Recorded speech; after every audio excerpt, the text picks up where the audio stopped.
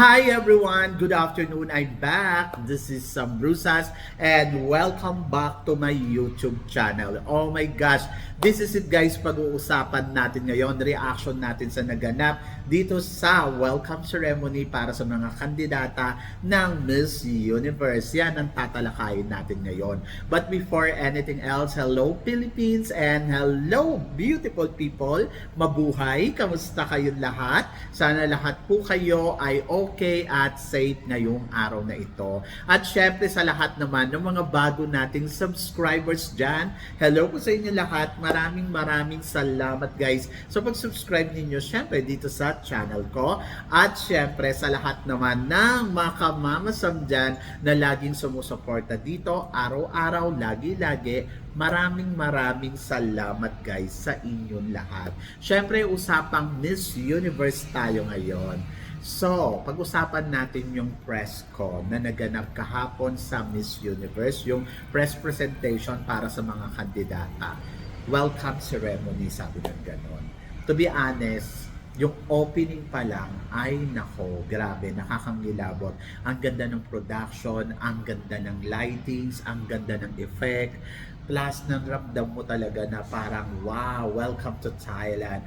At yung music na Hello Bangkok ay talaga naman masasabi ko, ang bongga. So, talagang pinaghandaan talaga nila ng todo-todo. So, yon kaya talaga siguro gusto nila i-push ang Miss Universe dahil gusto nila tayong bigyan ng bonggang-bonggang ever Miss Universe presentation, di ba? So wala akong masabi, ang ganda. Simple lang pero wow. Talagang ramdam ko talaga na very Miss Universe yung dating, di ba? And then, sa simula pa lang ng press con, medyo nabahidan na to ng kalungkutan. Kaya kung mararamdaman mo doon sa venue, sobrang lungkot. Lungkot talaga. Tapos, konti lang yung tao. So, yon. Hindi ko alam kung bakit konti lang, hindi yata sila nag-sales ng ticket. Tapos, ang konti lang talaga, ilan lang talaga yun nandoon. Parang kadamihan ay press. Tapos, ewan ko, may ilan, pero konti lang, hindi nga nag-one-fourth sa venue yung mga tao. Ayun, ganun. Tapos, ayun, ang bongga. Ang bongga dahil grabe naman yung presentation dahil sobrang ganda ng ginawa nila para sa atin. Sabi ko nga kahapon habang nanonood ako, grabe no, ito yung talaga yung mark talaga ni Mr. Nawat, isang magandang production. So wala akong masabi kundi laban, di ba? So tapos ganun yung nangyayari. Anyway, so eto na. So bago magsimula ang press con, bago magsimula ang show, nagpa-press con si Mr. Nawat sa mga media. Pero sa kasamaang palad, nag-breakdown si Mr. Nawat at naiyak ng bonggang-bongga dahil nga doon sa sitwasyon na nangyayari sa kanila ng honor ng Miss Universe. So, medyo nalungkot ako para kay Mr. Nawat kasi first time ko lang talaga siyang nakita na ganito. Actually, di ba nakita na natin way back 2020 yung may COVID siya. Pero ito, yung talagang alam mo yun, yung sobrang lungkot niya, sobrang sama ng loob. Si Mr. Nawat kasi, lagi ko yan nakikitang masaya, lagi ko yan nakikitang lahat. Tapos, si Mr. Nawat kasi very active talagang tao. At transparent siya. Kung ano yung nakikita mo sa kanya, kung masaya siya, kung galit siya, ganon. Kung pikon siya sa'yo, pikon siya sa'yo. Minsan na rin ako nabara ni Mr. Nawat nung nagtanong ako sa kanya sa kasagsagan ng init ng sitwasyon ng away ng between ng Pilipinas at ng Thailand. And then ayun talaga sumama yung loob ko sa mga tao kasi sabi sa hindi nyo lang alam kung paano niya akong binara noon yung nagtatanong lang ako regarding sa Philippines bakit na El Tocuyo. Tapos yun, sabi niya sa akin, bakit wala ka bang mata at hindi mo nakita? Ayun yung panahon ni Samantha Bernardo at saka yung kasagsagan ng init ng away ng Pilipinas talaga.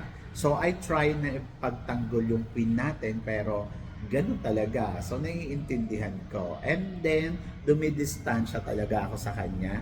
Pero nakikita ko siya kung kailan siya masaya, kailan siya pikon, kailan siya mainit yung ulo niya, yung mga tipong ganon. So, matagal ko nang nasubaybayan si Mr. Nawat. And then, kahapon, yung nakita ko siyang umiyak, sobrang hindi ko din talaga kinayang tignan. Kasi nga, sobrang nasasad ako dahil sa nangyayari nga sa Miss Universe. Yung tinanggap nila yung Miss Universe, ang sabi ko talaga sa team niya, bakit niya tinanggap, anong meron? Ang sagot lang nila sa akin, ewan ko. Ganon. Sabi ko, yun ako magulo yan. Kasi syempre, you are grand, tapos tatanggapin mo yung Miss Universe, eh talagang hindi yan magmamatch. Kasi iba yung atake mo sa Miss Grand, iba yung atake sa Miss Universe. So, sa nangyayari sa kanila ni Mr. Raul, naiintindihan ko yung sitwasyon nila. Wala yan kasi sa pinagkaiba na sa dalawang magkapatid na may isang anak, pinaubaya muna sa'yo o pinaalaga muna sa'yo yung anak niya.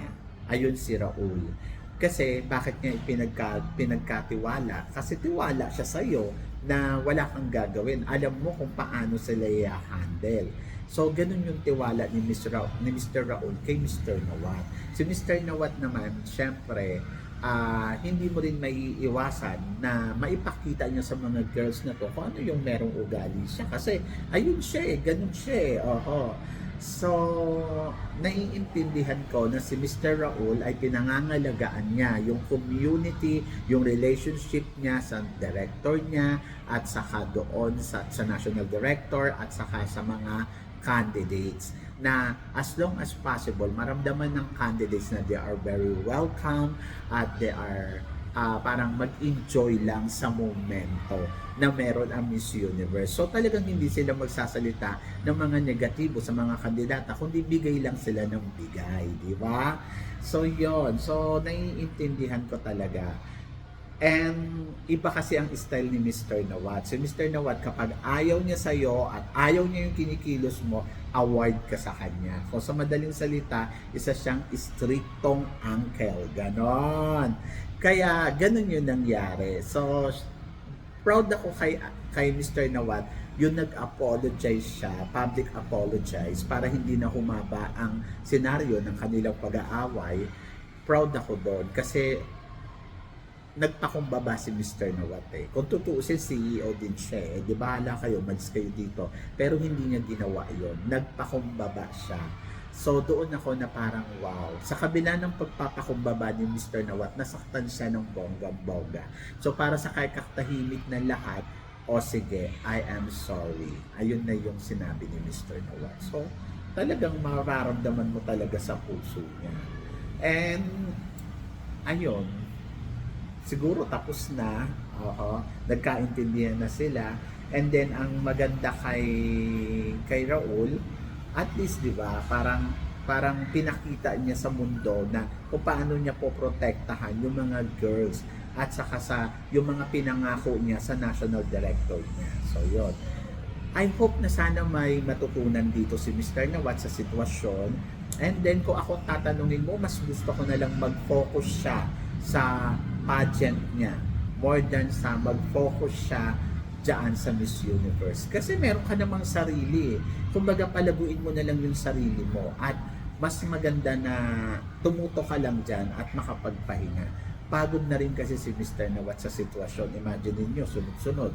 May Miss Grand Thailand, may Miss may Miss Universe Philippines, and then may Miss Universe Thailand, and then meron namang Miss Universe, di ba? Tapos may Miss Grand International. So talagang mapapagod talaga sila. So dapat ay nakafocus na lang siya doon sa kanyang ginagawa, di ba? Kaya hindi ka pwedeng mag-double ng yung sasabihin mo dalawang pageant, national director ka. Ay malabo 'yan. Ayan, ganyan din si Mr. Arnold, di ba? Miss World at saka Miss Grand. So yun. So medyo malabo, maano yan, nakaka-pressured, nakakapagod.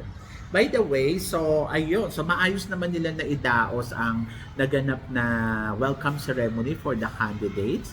So doon naman sa mga nagsasabi at mga nagrereklamo na nabasa ko na puro negatibo ang laman ng utak, ayun, ang daming complain about Atisa Manalo. So guys, paalala ko lang sa inyo, ang kaganapan yesterday, mula nung dumating sila dito ay wala po yan bearing. Hindi po sila ini-evaluate day by day sa mga ginagawa nila.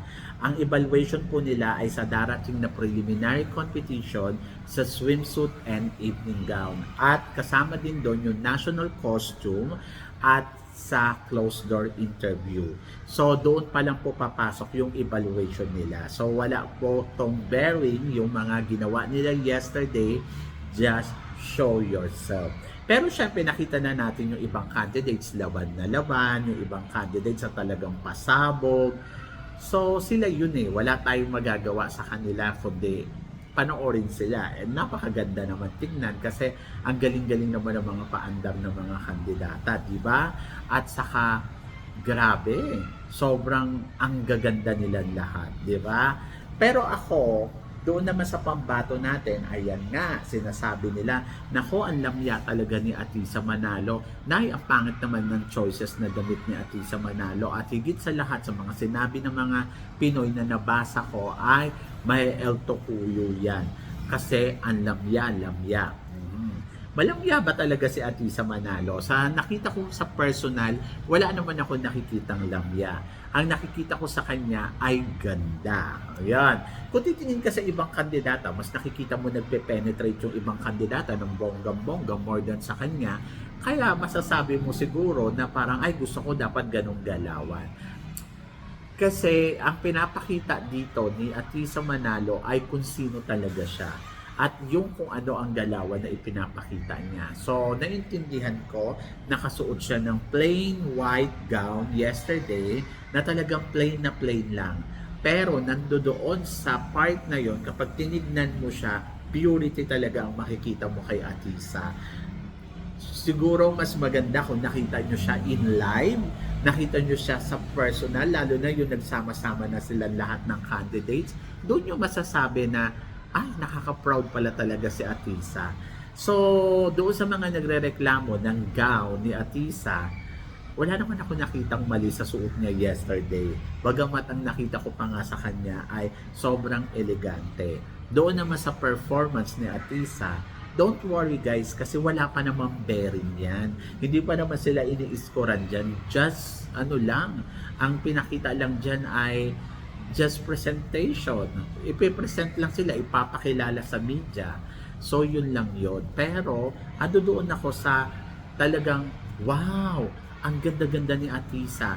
Lalo na yung tinitigan ko na talaga siya, yung tapos na yung malapit na matapos yung show, yung nakatayo lang siya, kinukuha na ko siya ng video. Ang masasabi ko, grabe, si Atisa Manalo, talagang sobrang Diyosa.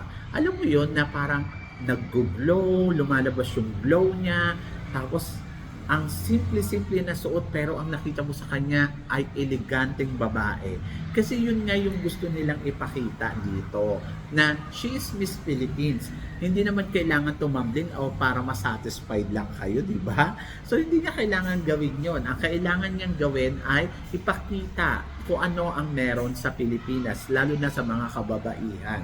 So kung babae ka at nanonood ka ng vlog na to, dapat ma-proud ka talaga kay Atisa kasi pag nakita mo siya doon sa Miss Universe, ramdam mo na, ay, she is a Filipina beauty queen. Ah, yes, she's pretty. Yan. At napaka-elegante ng suot. Sabi ko nga, sa lahat ng nakita ko ng mga colorful doon, na parang ang tatapang ng mukha nila, ang didilim ng mukha nila, at yung masasabi ko na parang, oo nga, ang ganda nga ng gown mo, ang dungis mo naman tignan. So yun, so parang wala din, di ba? So dapat maging masaya kayo sa nakita nyo kay Atisa, lalo na kahapon, na talaga namang ang clean, ang perfect. Ang ganda ng ayos ng buhok, tapos ang ganda ng tayo, ang ganda ng pagpapakilala, at higit sa lahat, maayos naman yung ginawa niyong performance. Lalo na yung naglakad siya kasi yung ibang kandidata, di ba, may kamuntikan pang madapa. Kasi nakalimutan niya na may baitang. Pero si Atisa, yung alam mo yun, yung tingin niya talaga straightforward lang na parang, wow, she's a beauty queen. Ganon. Ganon talaga yung magiging reaction mo sa kanya na parang ang ganda-ganda. And then tama yung binigay niya na talagang tindig lang na nakatingin lang diretso kahit alam mong may hagdanan na dyan. And then plus, pumapalo yung balakang mo. Kaya sabi ko, wow, ang bongga ni Atisa dito ha. So yun, so hindi ko alam saan nanggagaling yung mga comments ninyo at bakit hindi kayo na-satisfied dahil lang ba doon sa nakita ninyo. Pero doon naman sa nakita ko, ang masasabi ko, patayuin mo si Atisa Manalo diyan sa lahat ng kandidata ng Miss Universe. Ako na nagsasabi sa iyo, lulutang at lulutang yung beauty niya. Kasi yesterday meron siyang tinatawag na glowing.